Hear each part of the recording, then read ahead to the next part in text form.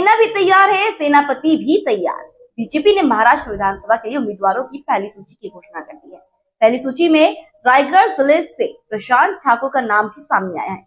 प्रशांत ठाकुर पहले भी 3 बार विधायक रह चुके हैं। पार्टी ने उनको फिर एक बार उम्मीदवारी दी है। उन्होंने मीडिया 9 से बातचीत की है। उन्होंने भारतीय जनता पार्टी को उन पर विश्वास रखने के लिए धन्यवाद दिया। साथ ही प्रशांत ठाकुर ने कहा कि मुझे भरोसा है कि पार्टी के सभी कार्यकर्ता उनकी मेहनत और सहयोग के बल पर मैं एक बार फिर से पनवेल विधानसभा चुनाव जीत जाऊंगा।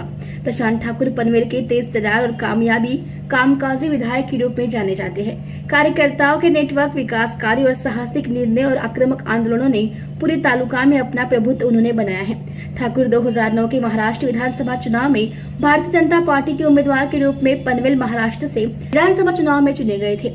उन्होंने सिडको के अध्यक्ष के रूप में कार्य किया। पनवेल में एक राजनेता ने 2014 में भी महाराष्ट्र चुनाव में अपना चुनाव लड़ा था। पनवेल में उन्होंने 2014 में भी अपना चुनाव लड़ा था। पनवेल विधानसभा आज महाराष्ट्र के सबसे बड़े, सबसे ज़्यादा मतदाता क्षेत्र के रूप में उभर कर आया है। ऐसे में इस विधानसभा में देश के प्रधानमंत्री नरेंद्र मोदी जी, जो हम सबके सेनापति हैं, उनके नेतृत्व में हो रहा विकास जन जन तक पहुंचाने के लिए हम सभी तैयार हैं। सही मायने में देश के प्रधानमंत्री जी का जो कार्य है वो हम सभी के लिए प्रेरणादायी है।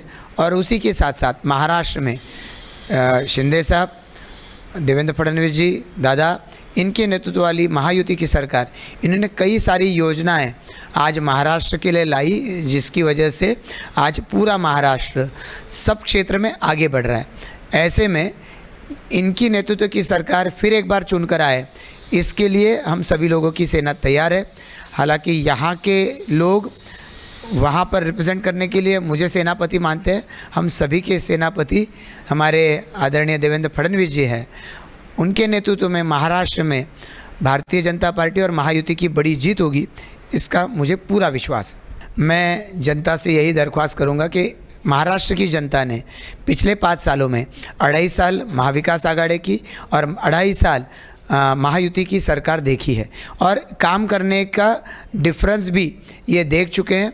और ऐसे में जो लोग पार्टियों में यहाँ पर कहीं ना कहीं गद्दारी करके सत्ता में आए थे, वो लोगों को कुछ दे नहीं पाए।